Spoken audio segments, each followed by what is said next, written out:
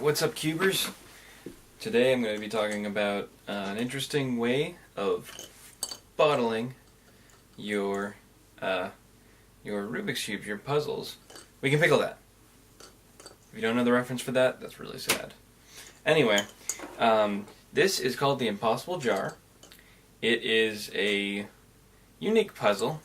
It's not really a puzzle, it's more like, you know, you bring it to a convention, somebody like, competition, be like, whoa, how'd you do that? How could you possibly get this in here? And most people know that, obviously, you take it apart and you put it back together. But how can you, get your fingers in and just put this whole thing back together? I'm going to give you just advice. I'm not going to go through the demo because there's a lot of tips and tricks to this. And rarely you see it on the internet. I even took a vow. I told God, I was just like, if you let this work, I won't tell, but I'm going to give a semi-look what to do. I'm not going to tell the full thing. Because I got to complete this. So first of all, I'll tell you, this jar is not the ridiculous jar that I originally used. Originally, when I started out this project and created up this own way of doing it, Tony Fisher did the exact same method that I did, that I'm going to semi-show you, but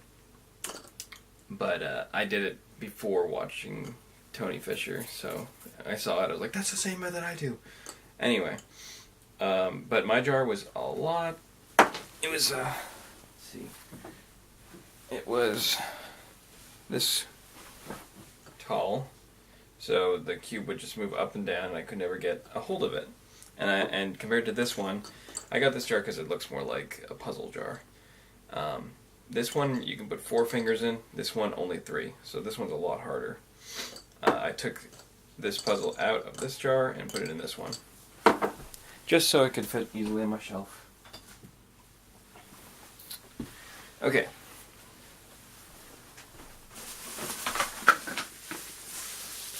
So the first thing you're going to want to do is have bubble wrap, and you're going to want to make a base for your puzzle.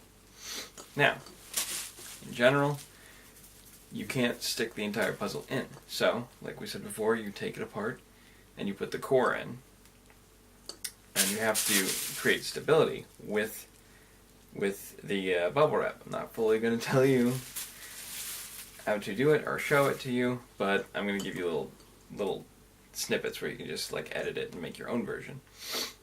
Then you will assemble the cube and 2 layers up, and then once you get to the second layer, you have to watch out because these 2 layers, if you move them by accident, you could ruin the whole puzzle. So how do you fix that? Create more stability. Stability. Sorry.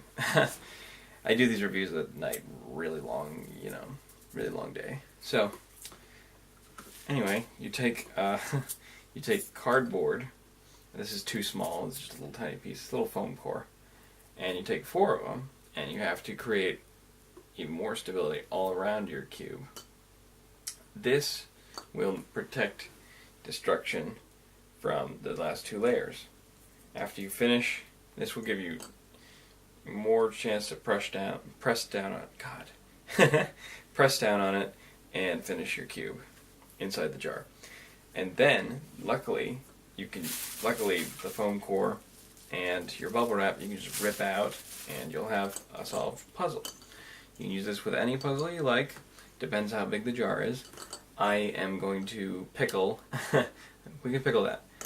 I'm going to pickle a Pyraminx next, and I will post a video about that because I said I wouldn't reveal the cube fully, but I will reveal the Pyraminx, and it's going to be a really crazy jar for that one.